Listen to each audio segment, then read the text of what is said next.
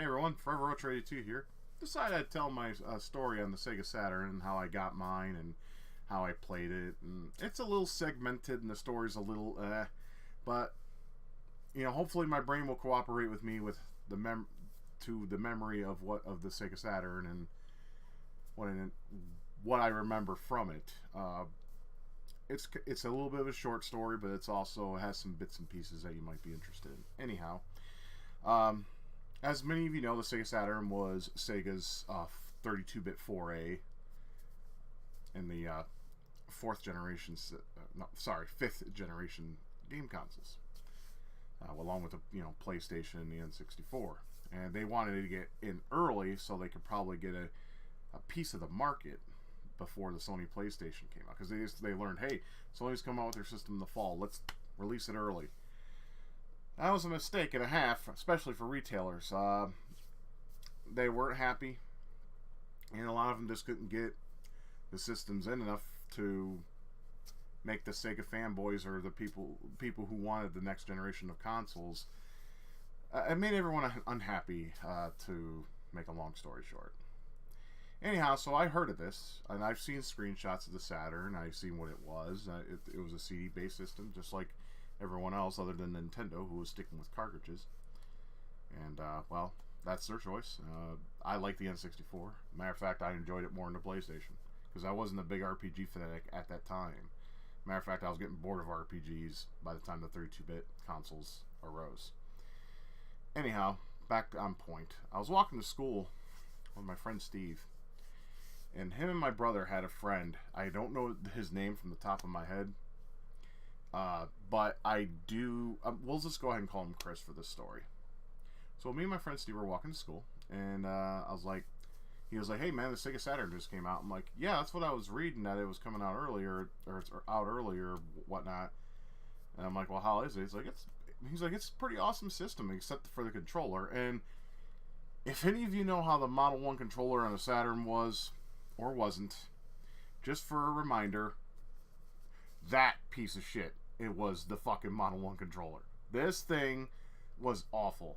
The shoulder buttons had this really, thick click. It's hard to explain. I would have to say if we had to take an Xbox controller, okay? You know how... You see how this clicks, right? It wasn't like that. It was more like these, a little bit. Except they weren't... You know how these have, a far travel? Yeah, those you just press down and that's what it would do. But if this felt untactile, you couldn't play a game properly with it because the control just felt wrong. It's hard to explain. I wish I could explain it better than that. But it didn't have a far travel, which some people might like, but the click just felt very uncomfortable. That was a bad controller, and especially the D-pad. Look at that thing. Can you imagine? Excuse me, man. At fall allergies, I've been really fucking sick. That's why I've been lack of videos. I've been really fucking sick with a stomach problem, and fall allergies has been just fucking me up. I had a bout of bronchitis. Anyways, that's unimportant. I just thought I'd let you know why I haven't really made too much of anything. The fall's a hard time for my fucking immune system. Anyway, so that motherfucker right there was a piece of shit. I would not suggest anyone ever using that, especially if they plan on buying a Saturn in the future if they haven't got one already. It does not work right. It's a piece of junk. Then, so I was talking to him. He said the control sucks. He's like, but the games are pretty good that I played for. I'm like, well, what did you play? I said, well, you played Daytona USA, Virtual Fighter, and I forgot the other game. It doesn't matter. He said that Chris got his from KB Toy Stores because his parents knew some people there that pulled strings. Chris's parents were a bunch of rich motherfuckers. I mean, this is one of the first kids in our entire neighborhood that got a computer.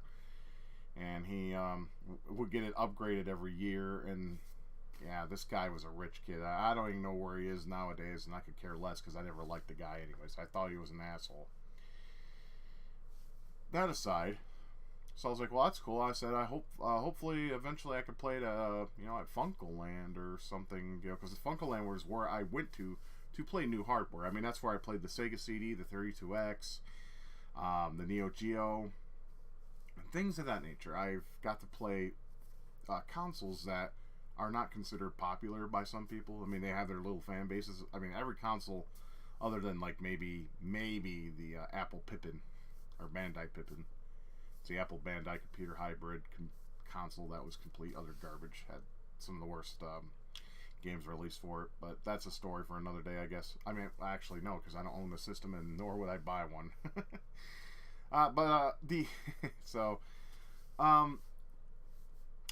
So later that day, I went to Funkoland after I got out of school to see if they had one.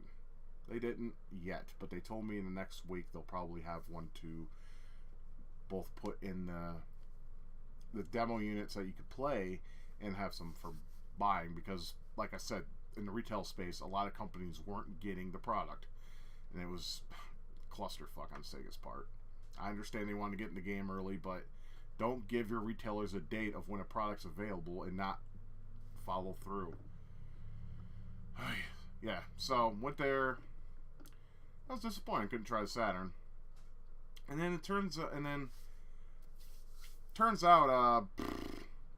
you know, my buddy Carl got an early Christmas present. He got the Sega Saturn. And that following weekend, he asked me if I wanted to come over and give it a try. Of course. It's new hardware. At the time, I was excited for gaming.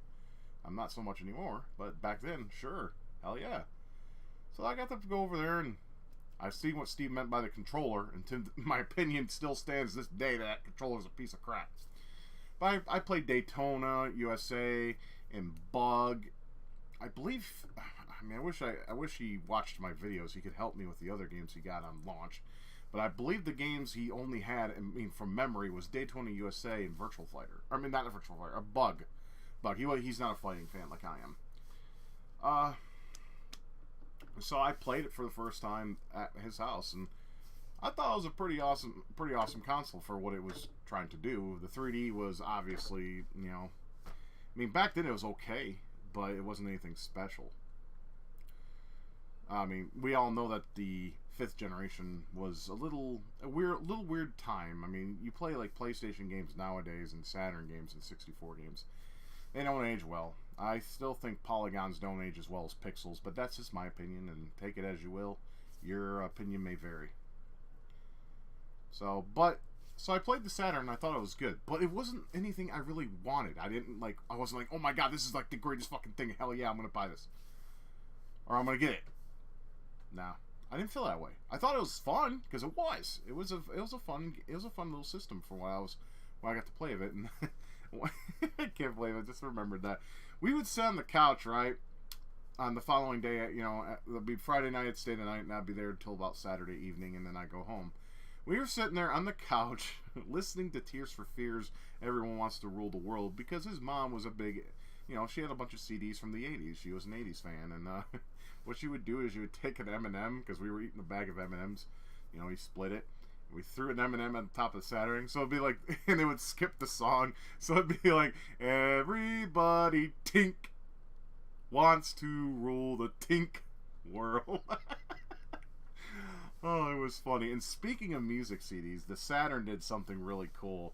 You had a space shuttle that would fly around and do all sorts of crazy shit, and it was really cool. You would listen to music, and you got this. The background would rotate, and then you had this little spaceship that would fly around, do loop-de-loops, and just fly around and zoom in and out of the screen with some awesome, you know, scaling effects and whatnot. And then, of course, the GUI. Who could forget the GUI? It was a nice little, what do you call it? Or people call it GUI, but I call it GUI. See, I have a hard time just paying attention to that fucking webcam. I apologize. So I gotta... You know what? I should have been a bit more prepared for this video. Let me just load it up for you guys. Show you the picture of what it looked like.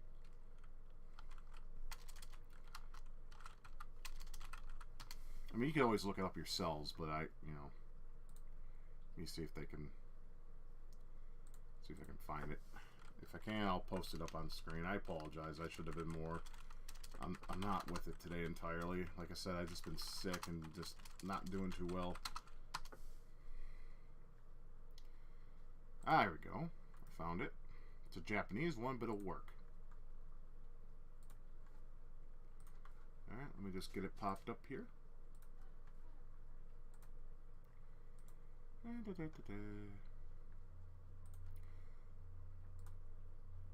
we go.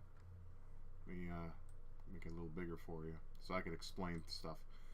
Okay, so this was the GUI, and if you go to the, I believe it was the upper right hand corner, it would get rid of this GUI, and then the space shuttle would start flying around the background, rotate, and all that shit. But if you didn't do that and you just listened to music on this screen, those two cubes would move to the beat of the music. Like, they would go, like, you see how they're green? They would turn red and just, like, they'd act like a stereo system. Like, it'd bump. And, yeah, it was really cool. And you see that S on the upper left-hand corner? That's how you would get into a game if you inserted a game CD. If memory serves me. It's been a while since I played my Saturn. Namely because I really don't have any space to hook it up. I have a couple systems that are still, they're either in storage or they're just not hooked up right now. But yeah, it was really cool. And we used to like fuck with it by throwing like little like stones or M&Ms at it and just have a good time. Then finally Funkoland got one in. And I went there and I got to play the first game I played, believe it or not, for the Saturn when they finally got one was Knights, because they were introducing a new controller at the time because everyone was getting on the whole analog bandwagon, and that would be it. That was the Sega Saturn analog controller. Look familiar a little bit? Looks a lot like the Dreamcast controller, right? Yeah. You got to use that for Nights into Dreams, and it worked really well for it. And I was told that it can be used for other games, but I don't know off the top of my head because I never got to play those. So I got to play Nights into Dreams for the first time, and like my buddy Carl was just obsessed with that game. Every time we would talk about Saturn on the phone, he'd talk about Nights. So I wanted to see what the fuss was about. I personally don't think the game's all that good. It's okay. I mean, I got it for cheap at Game Crazy. My copy cost $2. I wanted to see what was so great about it. That's why I bought it when I finally did get my Saturn. More on that later. But still, I didn't feel that wanting, that yearning for a console when you play it. I thought it was good, but it wasn't something I really wanted to spend money on. And then some years go by, and then I find out the Saturn is discontinuing. In 1998, I believe. And the last game I think released for the US was Shining Force 3, which wasn't actually the full fucking game because there was a bunch of chapters to it, and it was released in Japan.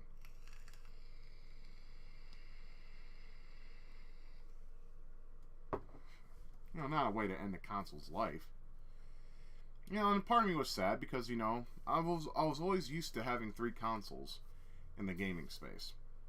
That, you know, and now there was only 2, the Sony PlayStation and N64. And you got fan bases for both. Fan bases is nothing new, it's something that still goes on today. But then, what really, actually, I got to play more of what Saturn had to offer at my friend Dan's house. Because one day he came over and he's like, hey, have you ever been over my house at all this time we've known each other? I said, no, you never invited me over. I don't know if you're embarrassed of me or you just don't like people coming over for some reason. You know? No, I haven't. And he's like, well, why don't you come over? Let's get on our bikes and we'll head on to my house. I'm like, is there a reason for this? He's like, nah, he's like, you know, I want you to come over and just see what I have, you know? I want to show you what I got.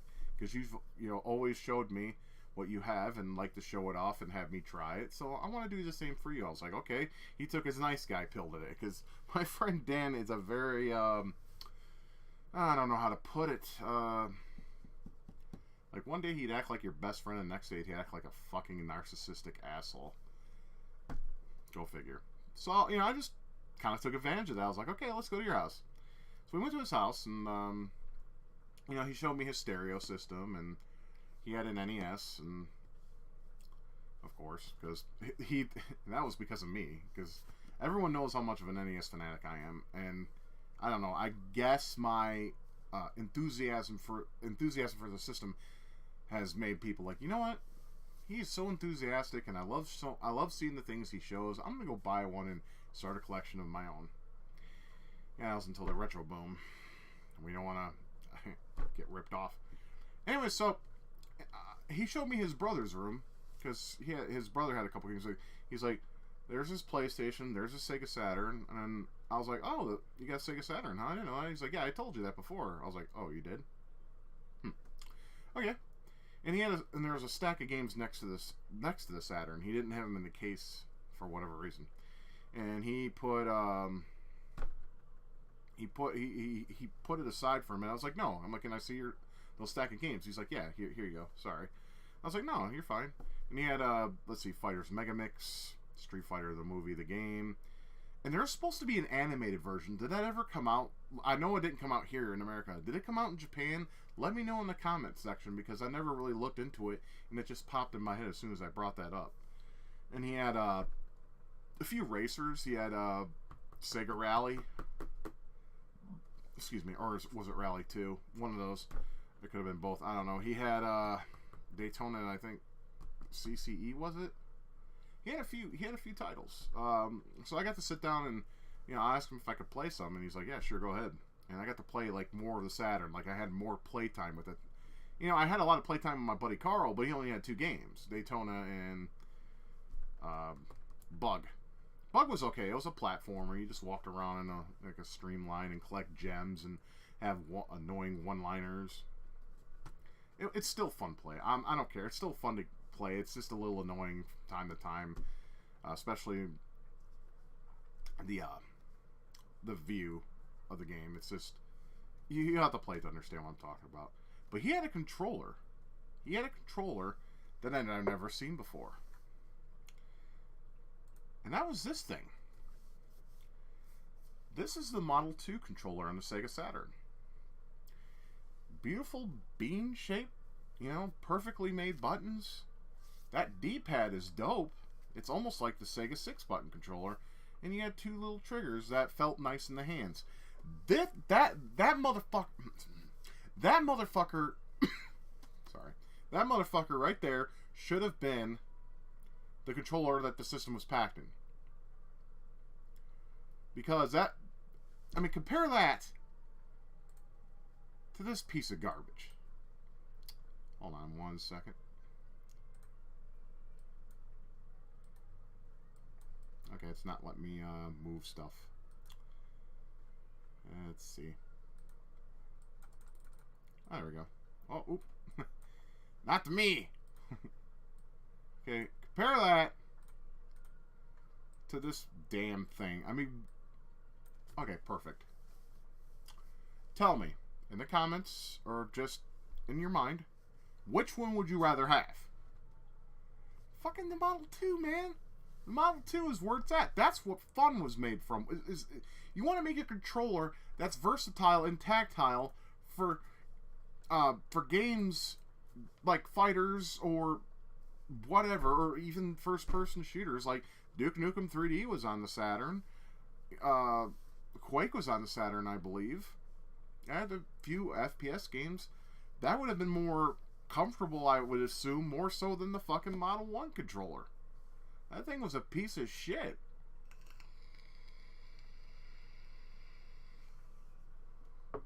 So after getting the needed Saturn time I had at my friend's Dan's house, I told him, like, I want to own a Saturn. He's like, they're still kind of expensive, aren't they? I said, yeah, but you heard that they're no longer supporting it. And he's like, yeah. I'm like, well, that's usually when the price for a system starts to tank. He's like, all right, man. He's like, I hope you find one.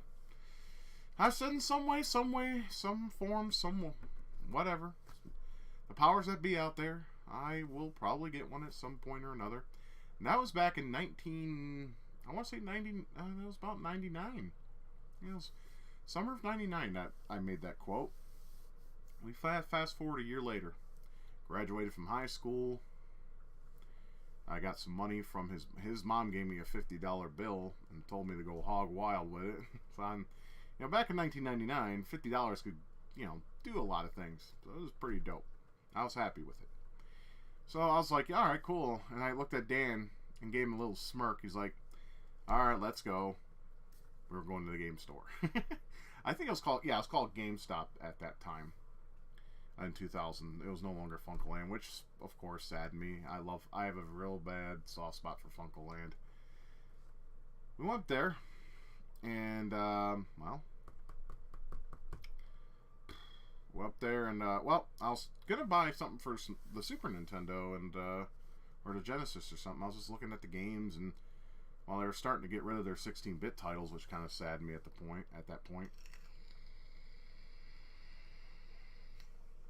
Well, that's not too accurate.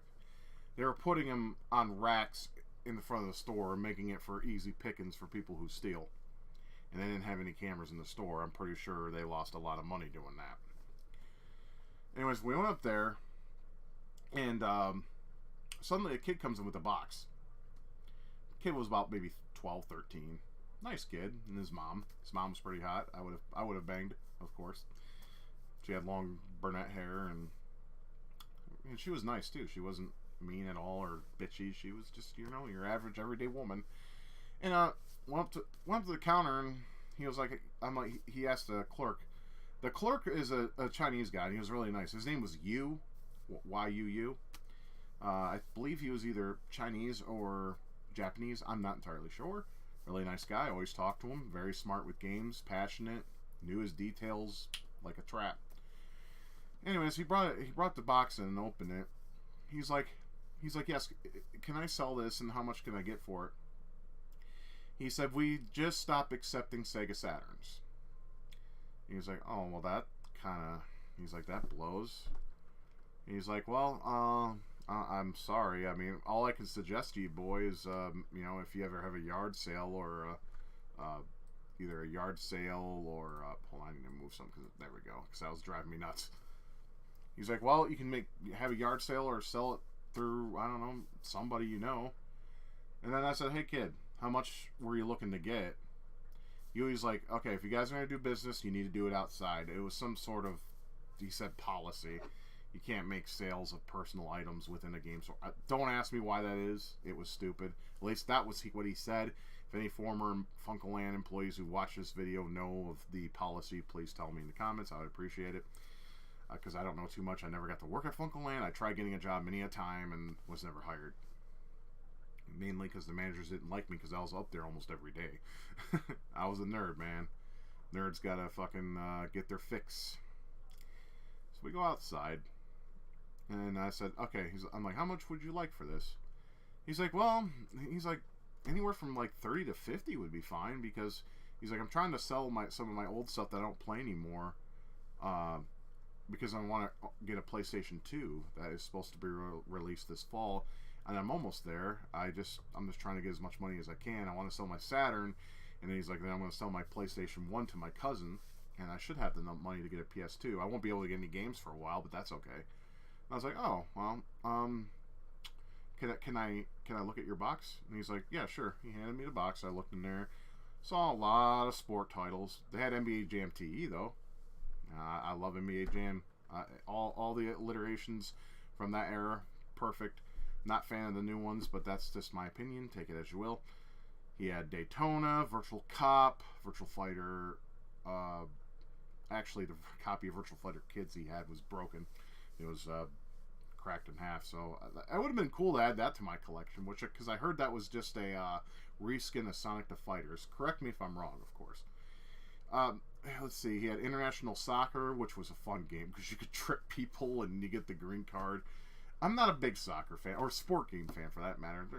But he had some decent titles in there. There was, let's see, Steep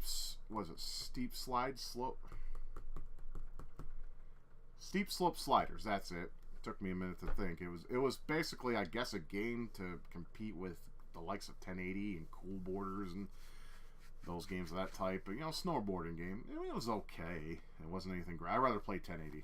That's still my favorite snowboarding game. Yeah, College Slam, NFL Quarterback 96, NBA Jam TE, Daytona, Virtual Cop, and I want to say that's it. So I was, I'm like, hey, if I'm thinking in my head I could buy this, I'll have the system and some games to play.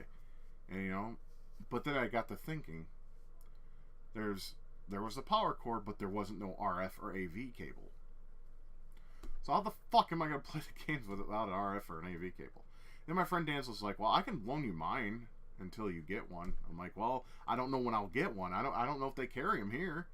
And he's like, that's all right. Just, you can borrow it until we find you one. He's like, I'll even help you. I said, okay. I said, well, he's like, I told the kid, I was like, okay, I would give you the full 50 that I have in my pocket, but since you're missing the connections I need to play, I'll give you 40. And his eyes widened. He's like, really? I'm like, yeah, I'll give you 40 for this. Does that sound good? He looked to his mom. He's like, is that all right, Ma? And she's like, yeah, if that's what you want to sell it for, that's perfectly fine. And I was like, okay. I said, I'm going to take this $50 bill and I'm going to get change for it real fast. So I went in and what did I buy for the NES for 29 cents? TNC Surf. There we go. Just to break it up, and I had enough change to pay the kid $40. I paid him 40. He gave me the box, and I said, I hope you get your PlayStation 2 and enjoy it when you get it. And he's like, thank you, sir. And she's like, thank you also, sir. I'm like, oh, you're welcome. I mean, I just bought a system that I don't even know works, but you know, something in my heart and something in my mind said this is perfectly acceptable.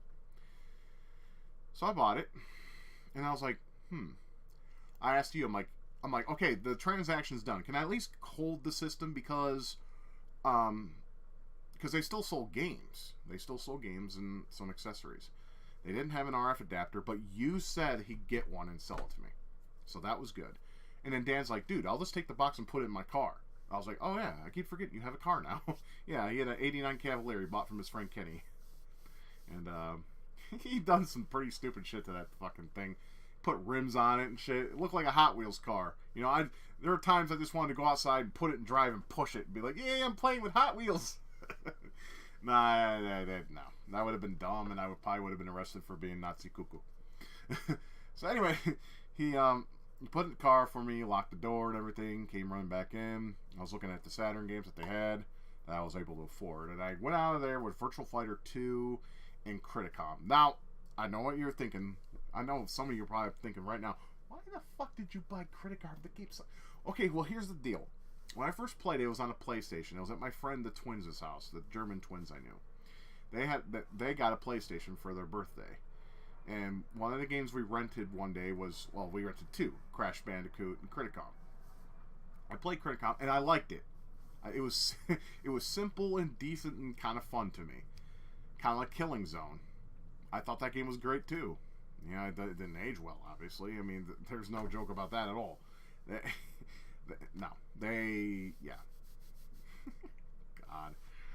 God. Yeah, so to make a long story short, I got my Saturn, and I got Virtual Fighter 2, Criticom, and all those games I got in the box. And I walked out of there, you know, smiling, and Dan looks at me, he's like, you finally got your first CD-based system. How do you feel? I said, pretty good. You know, I'm like, it's your fault that I decided to buy a Saturn. And he's like, why is it my fault? I'm like, because, bitch, you let me play your games, and I got to see what kind of awesome titles were released on the system. And sure enough, you know, I found, you know, a few more. And he let me borrow his AV. So the final part of the story is he let me borrow his RF connection, because he had an AV connection too. But I was using RF because I was using a really old CRT at the time, and everything was daisy chained in the back. It was a clusterfuck. I borrowed that for about a week. You got the RF cable for the Saturn, and I bought it. It was $8. You know, no skin off my back. And the Saturn worked, obviously. It came with a Model 1 controller and a Super Pad. I think it's just called Super Pad. It looks a lot like the Sega Model 2, so I use that for most of the games I own, if not all, because the Model 1 actually stopped working not too long ago because the wire, the cord has like duct tape around it, and that duct tape eventually came off, and once it did, it stopped working. So there's a short in the wire, and I don't know how to solder. I'd replace the wire if I wanted to, but I just don't have the patience or time, and I can't solder for shit. but I hope one day I can learn how to, because there's a lot of stuff I could be doing in terms of modifications for video game systems, such as the Saturn with that. So, well, that's my Saturn story. I hope you liked it. I know there wasn't really too much of interesting tidbits. You know, it just was a spur of the moment thing. I mean, once I played those games at my friend Dan's house, I really wanted to buy a Saturn. Because fighting Megamix and all that, I still don't own that game. I'm going to own it one day. But I got to play some games I never even heard of, and I bought for the damn thing. I bought, like, there's this one game called Estelle. It's a really nice platformer. It's really pretty, but the acting is pure cringe. Let's see, I bought, what else did I buy for? I bought a box version of Virtual Fighter 2 because it came with Estelle, and it also came with Rise to Resurrection. I bought Street Fighter Alphas 1 and 2, Ultimate Mortal Kombat 3. I mean, the system has a very amazing line of games, if you really look. The Saturn was hated for the wrong reasons and very underrated and underappreciated. And I honestly think gamers need to really, now that emulation for the Saturn is really awesome and works better than it has, you really need to owe it to yourself to give the Saturn a try. Give it a fair shake. Play the games you didn't play when you first played the system and weren't impressed. Play other games you played. And there's some crapshoots for the Saturn. There really is. As a matter of fact, Carl rented a game called Cyber Speedway, and that game was a steaming pile of goat shit. You were basically these little stupid fucking spaceships. One even looked like the Enterprise. Yeah, I bet you didn't give any royalties to Paramount then, you fucking cunts. And it was a racing game, and with the worst loose control. It was extremely bad. If I had to, like, compare it to another game, I would have to say Aero Gauge on the N64. That game was terrible, too. It had tons of pop-up, shitty controlling vehicles, shitty music. The music sounded like a goddamn MIDI from a computer of 1995. Oy. Anyways, we all know that a system is not the system without the game, so even though I told you the games that I've played, I will go ahead and show some of those off in the next video of what games I spent a lot on and what I feel about them and what they are. You know the drill. You've seen a few of my stories on here with my gaming systems. So that's my story.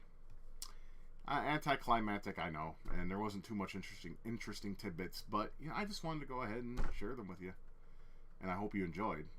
And I hope you all are doing okay. With that being said, I'm Forever Retro 82. Keep gaming, keep loving, keep living. Take care.